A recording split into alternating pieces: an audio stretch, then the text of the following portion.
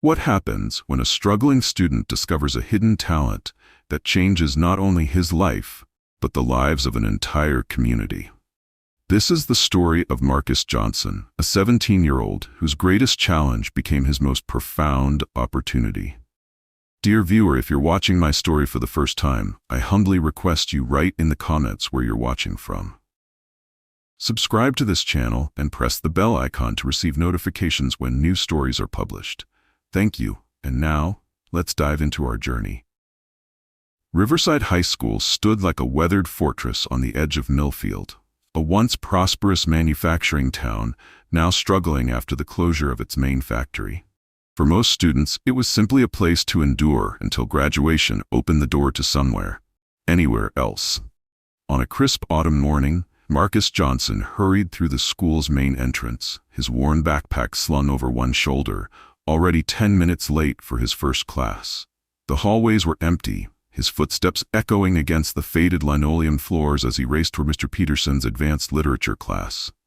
"Late again, Mr. Johnson," Mr. Peterson remarked without looking up from his desk as Marcus slipped through the door.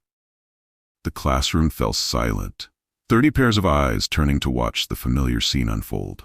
"Sorry, sir," Marcus mumbled, making his way to the only empty desk in the back corner. The bus was... "Save it," Mr. Peterson interrupted, finally looking up with thinly veiled disdain. "Your excuses are as consistent as your tardiness." Laughter rippled through the classroom as Marcus sank into his seat, his face burning with embarrassment. This was the third time this week he'd been late, though not for lack of trying. The city had cut back on bus routes in his neighborhood, making his morning commute an increasingly complicated puzzle. "Now, as I was saying before the interruption," Mr. Peterson continued, "your term projects will account for 40% of your final grade.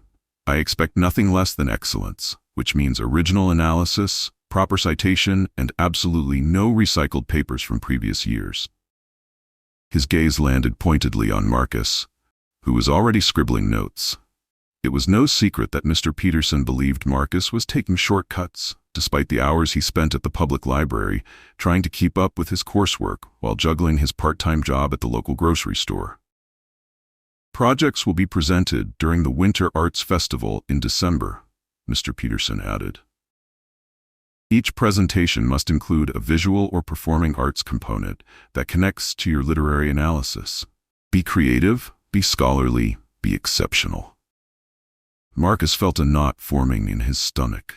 The Winter Arts Festival was the school's most prestigious event, attended by everyone from proud parents to university scouts looking for promising students to recruit. For someone who had always remained invisible in the school's social hierarchy, the idea of performing was terrifying. As the class ended, Marcus gathered his books slowly, hoping to avoid further attention. His best friend Zoe waited by the door, her expression sympathetic. "Don't let Peterson get to you," she said as they walked toward their next class. "He's been on a power trip ever since he got passed over for department head." "Easy for you to say," Marcus replied. "You're not the one who has to figure out some kind of arts component when you can barely draw a stick figure." Zoe nudged him playfully. "There's more to art than drawing. You could do music, or..." "Right, because I'm such a musical prodigy," Marcus laughed, though the sound held little humor. "Face it, Zoe, this project is just another opportunity for Peterson to prove I don't belong in advanced lit." That afternoon, as rain began to fall over Millfield, Marcus stood at the bus stop, watching droplets race down the plastic shelter. His shift at Grayson's grocery had been canceled due to inventory delays, leaving him with an unexpected free afternoon. The library was too far to walk in the downpour, and home offered little peace for studying with his 3 younger siblings, filling the small apartment with their energy. On impulse, he decided to wait out the rain at the community center, a modest building that had once been the town's pride before budget cuts had reduced its programming to the bare minimum. At least it would be quiet, with tables where he could spread out his books and start brainstorming for Peterson's project. The community center was nearly empty when Marcus arrived, shaking raindrops from his jacket. An elderly woman sat knitting in one corner, while a maintenance worker mopped the floor near the entrance. Marcus found a table near the back and began unpacking his backpack. "We're closing early today," the maintenance worker called out. "Electricity issues. You've got about 30 minutes." Marcus nodded in acknowledgement, quickly opening his literature textbook. If he could at least outline a project idea before heading home, he'd consider the afternoon productive. As he flipped through pages of literary analysis, a faint sound caught his attention. Music, soft, melancholic piano notes, drifted from somewhere in the building. Marcus tried to ignore it, focusing on his reading, but the melody was haunting, drawing his concentration away from the words on the page. After several frustrated minutes of attempting to study, Marcus decided to investigate. Following the sound down a dim hallway, he came to a door left slightly ajar. Through the gap, he could see an upright piano, its wooden finish dulled with age. An elderly man sat at the bench, his weathered hands moving across the keys with surprising grace and agility.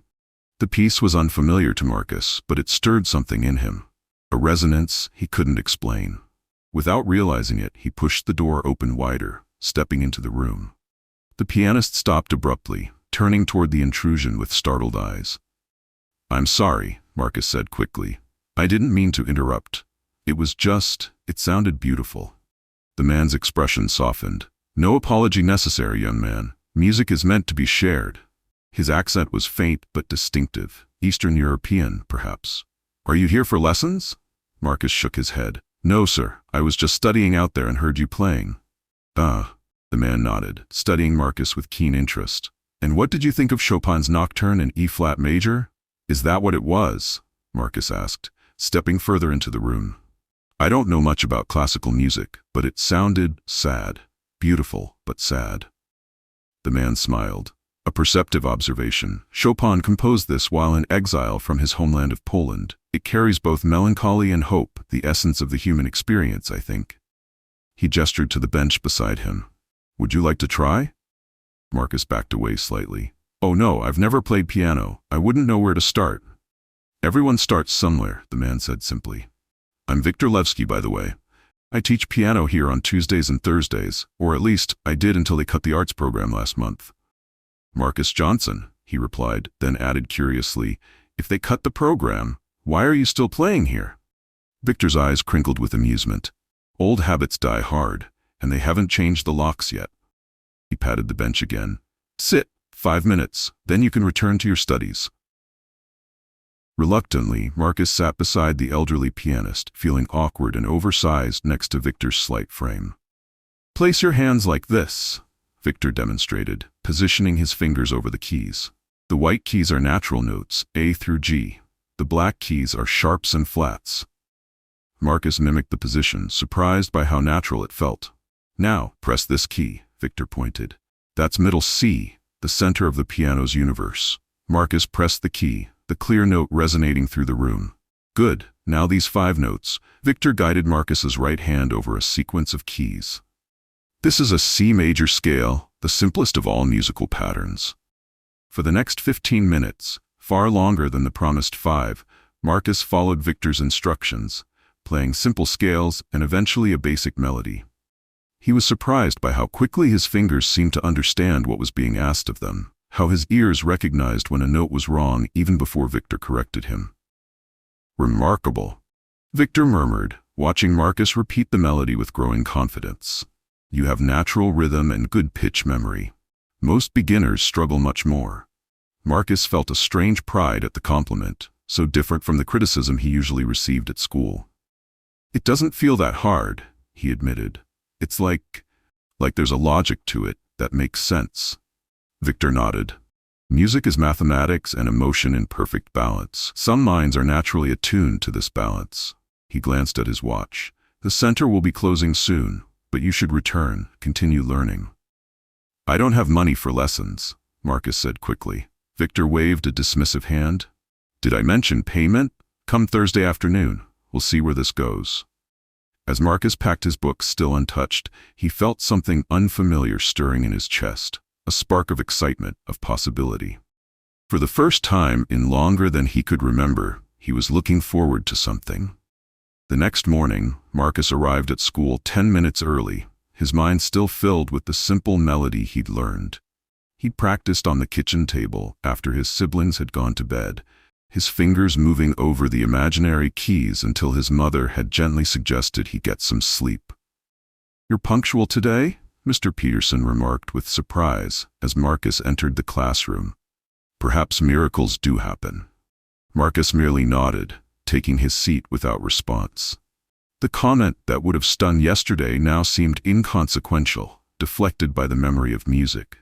Throughout the day, Marcus found himself distracted, tapping rhythms on his desk, hearing melodies in his head during lectures. By the time Thursday arrived, he was almost vibrating with anticipation. The community center was livelier than it had been on Tuesday, with a children's art class in the main room, and several seniors gathered for a book discussion. Marcus made his way directly to the piano room, finding Victor already seated at the bench, playing a piece that made Marcus stop in the doorway to listen. "Ah, you returned," Victor said, his face brightening as he noticed Marcus. "I hoped you would." For the next hour, Victor guided Marcus through increasingly complex exercises, occasionally stopping to explain music theory or demonstrate a technique. To Marcus's surprise, he absorbed it all easily, his fingers growing more confident with each attempt. "You have a gift," Victor said finally, watching as Marcus played a simple Bach minuet with only minimal errors. "In 40 years of teaching, I've rarely seen someone progress so quickly." Marcus flushed with pride. "It's just interesting. Makes more sense than most things I study at school." "Music speaks directly to some souls," Victor said. "For them, it's not learning but remembering, awakening something already within." As Marcus prepared to leave, Victor handed him several sheets of music. "Practice these. I've arranged for you to use the piano here whenever the center is open. The director is an old friend." "Really?" Marcus asked, incredulous. "Why would you do that for me?" Victor's expression turned thoughtful. "Because talent deserves nurturing, regardless of circumstance, and because, many years ago, someone did the same for me."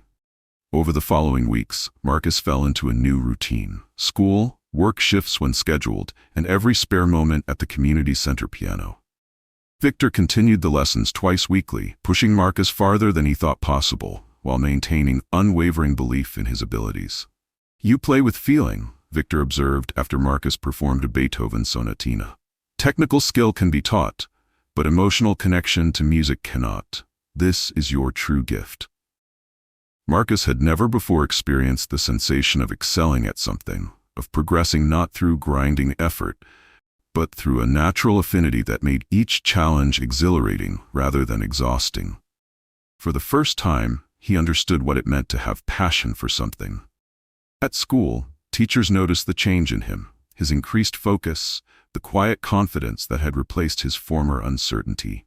Even Mr. Peterson remarked on the improvement in his written assignments, though he remained skeptical about Marcus's prospects for the Winter Arts Festival project. "Have you determined your arts component yet, Mr. Johnson?" he asked one day after class. "The festival is only 6 weeks away." "I'm working on something," Marcus replied vaguely. The truth was, he'd been so consumed with learning piano that he'd barely considered how it might connect to his literature project. "I hope it's substantial," Mr. Peterson said. "Remember, this counts for nearly half your grade." That afternoon, Marcus shared his concerns with Victor during their lesson. "I need to create a literature project with an arts component," he explained. "Maybe I could play something that relates to a book or poem we've studied?" Victor considered this, his fingers idly playing a soft chord progression. Literature and music have always been intertwined. Both tell stories, evoke emotions, capture human experience. He paused, eyes brightening with an idea. What if you explored how music has influenced literature throughout history? Or perhaps how literary themes appear in classical compositions? "Like a research paper with musical examples?" Marcus asked, intrigued. "Precisely. You could perform pieces that correspond to literary movements or specific works." Victor smiled. "It would be an opportunity to showcase your progress while fulfilling your academic requirements." The idea took root immediately. That evening, Marcus began researching connections between classical music and literature, discovering a wealth of material, composers inspired by poetry, musical techniques that paralleled literary devices, songs that told stories from classic novels. His project began to take shape. Symphonic literature, how music and writing create meaning together. He would analyze 3 literary works and their musical counterparts, performing excerpts from each composition to demonstrate their connection. With newfound purpose, Marcus divided his practice time between technical exercises and the pieces he'd selected for his presentation. Debussy's Clair de Lune to represent Impressionism in both music and literature, a Bach fugue to demonstrate structured narrative similar to Victorian novels, and a Romantic era piece that captured the emotional intensity of Gothic literature. As November turned to December, Marcus's skills progressed remarkably. What had seemed impossible months earlier was now within reach, though the pieces he'd chosen remained challenging even for his rapidly developing abilities. "You're attempting university-level repertoire after just 2 months of study," Victor cautioned, after a particularly frustrating practice session. "Perhaps something simpler would be wiser for your first public performance." But Marcus was determined. "These pieces tell the story I want to tell. I'll practice more hours if I need to." Victor's expression softened with understanding. "It isn't always about more hours, Marcus. Sometimes it's about patience, allowing your technical skills to catch up with your musical instincts." "The festival is in 3 weeks, Marcus replied. "I don't have time for patience." 1 week before the Winter Arts Festival, disaster struck. Marcus arrived at the community center to find a notice on the door: "Closed for emergency repairs, reopening after New Year." A pipe had burst during the night, flooding the building's electrical system. The piano room, located in the basement, had suffered the worst damage. "The piano?" Marcus asked the maintenance worker who was overseeing the cleanup crew. "Water damage beyond repair, I'm afraid," the man replied. "Insurance might cover a replacement, but not until sometime next year." Marcus felt the floor drop beneath him. His entire project, his weeks of preparation, all suddenly impossible. Without a piano to practice on, he would lose ground on the difficult pieces he'd been mastering. Without a piano to perform on, his presentation would be reduced to just another research paper. He tried the music department at school, but their grand piano was already scheduled for continuous use during festival preparations. The local church's piano was similarly unavailable due to holiday concerts. "There must be a solution," Victor insisted when Marcus called him with the news. "Come to my apartment tomorrow. It's small, but I have an upright you can practice on until we find an alternative for your performance." Victor's apartment was indeed small, a modest 1-bedroom in an older building across town, but it was filled with books, records, and mementos that spoke of a rich life. Photographs on the walls showed a younger Victor performing on grand stages, alongside famous musicians whose faces Marcus recognized from his research. "You were a concert pianist," Marcus realized, studying the images. Victor nodded, a wistful smile crossing his face. "For many years, I performed with orchestras throughout Europe before coming to America." He gestured to his hands, which Marcus noticed were slightly gnarled with arthritis. "Time comes for us all, eventually, but what we create, that lives on." The upright piano in Victor's living room was far older than the one at the community center, its ivory keys yellowed with age. But when Marcus sat down to play, the sound was rich and warm, resonating with a depth the center's piano had lacked. "This is beautiful," he said, running his hands reverently over the keys. "A Bosendorfer from 1937, Victor explained. "It traveled with me from Vienna, the one possession I could not leave behind. Now, let us work. We have much to accomplish and little time." For the next week, Marcus spent every available hour at Victor's apartment, refining his pieces under the maestro's exacting guidance.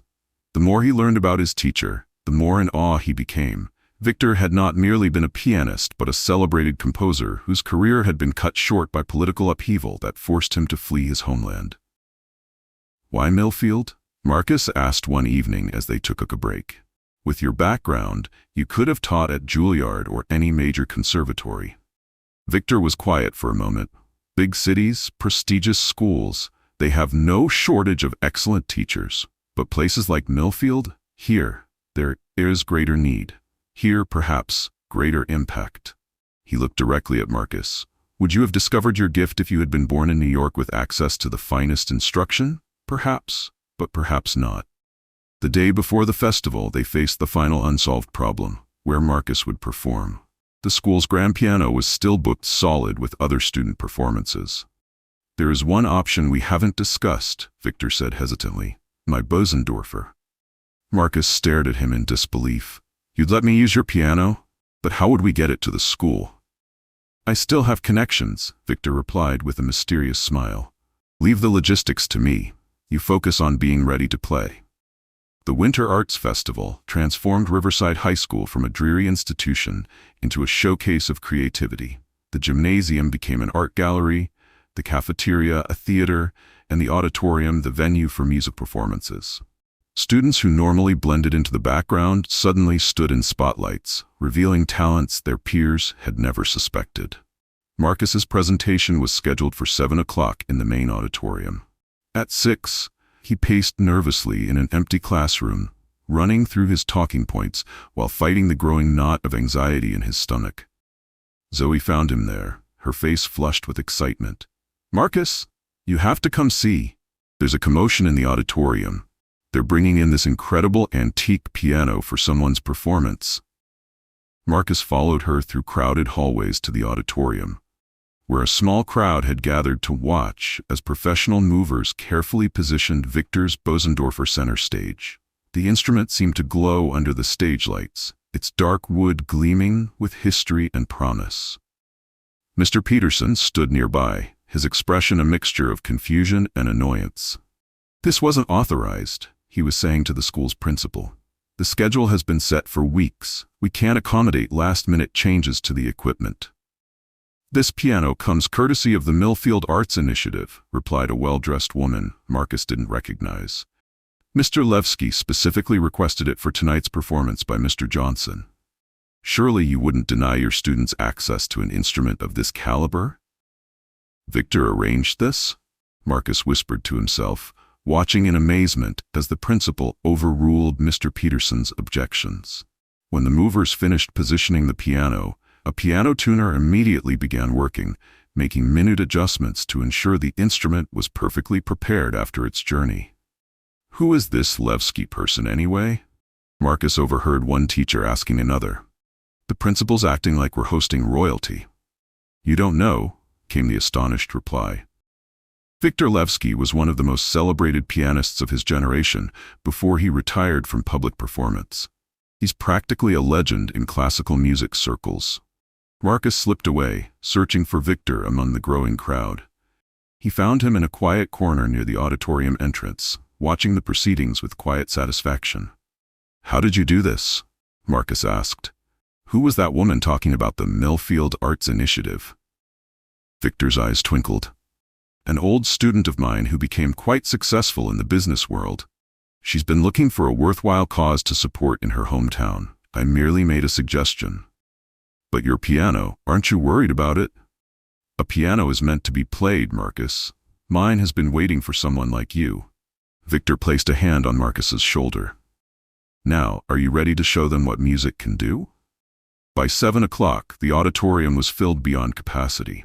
Word had spread about the mysterious antique piano and the renowned musician who had somehow appeared in their midst. Parents, teachers, students, and community members crowded the seats, with latecomers standing along the walls.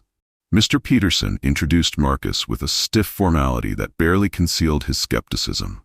"Our next presenter is Marcus Johnson, with an analysis of musical and literary parallels. Mr. Johnson is a student in my advanced literature class with no formal background in music performance." The emphasis on no formal background was unmistakable. A preemptive lowering of expectations, perhaps even an anticipation of failure. But as Marcus walked onto the stage, he found himself remarkably calm. Victor sat in the front row, his presence a reminder that Marcus wasn't facing this moment alone. Standing beside the magnificent Bosendorfer, Marcus began his presentation, explaining the connections he discovered between literary movements and their musical counterparts. His voice grew stronger as he spoke, his natural intelligence shining through in observations that connected Bach's mathematical precision to the structured narratives of Jane Austen, and Debussy's impressionist techniques to the imagery-rich prose of Virginia Woolf. Then came the moment of truth. Marcus sat at the piano, took a deep breath, and began to play. The opening notes of Clair de Lune filled the auditorium, tentative at first, then growing in confidence. Though not technically perfect, a few notes hesitated, a few transitions less smooth than ideal, the performance captured the dreamy, ethereal quality of Debussy's masterpiece. The audience sat transfixed, many leaning forward in their seats, expressions of surprise and wonder replacing the initial skepticism. As Marcus moved through his selected repertoire, something unexpected happened. His nervousness faded, replaced by a deep connection to the music flowing from his fingers. He wasn't just demonstrating examples for an academic presentation. He was telling his own story through these compositions, a story of discovery, of awakening, of finding one's voice. When the final notes of the Bach fugue resonated through the auditorium, there was a moment of complete silence. Then the applause began, hesitant at first, then building to thunderous appreciation. Students who had known Marcus only as a quiet, unremarkable classmate were on their feet, their perceptions forever altered. Mr. Peterson stood at the side of the stage, his expression unreadable. When the applause finally subsided, he stepped forward to thank Marcus with a formality that couldn't quite mask his astonishment. As Marcus returned to his seat for the remaining presentations, students and teachers alike reached out to touch his shoulder, to whisper congratulations. Zoe was beaming with pride. "You've been holding out on us, Johnson," she teased. "All this time we thought you were just a bookworm." After the festival concluded, a small crowd gathered around Victor, who graciously accepted their questions and compliments. The well-dressed woman who had advocated for the Bosendorfer was deep in conversation with the school principal, gesturing animatedly. Marcus stood to the side, still processing what had happened when Mr. Peterson approached. "Mr. Johnson," he began, his usual certainty noticeably absent. "I owe you an apology." Marcus looked up in surprise. "I made assumptions about your capabilities based on limited information," Mr. Peterson continued. "In doing so, I nearly missed witnessing the development of a remarkable talent."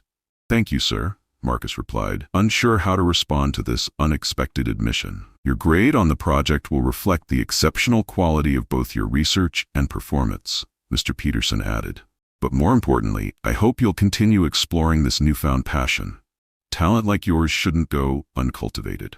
Before Marcus could respond, the well-dressed woman joined them, introducing herself as Eleanor Harmon, CEO of Harmon Industries and a Millfield native.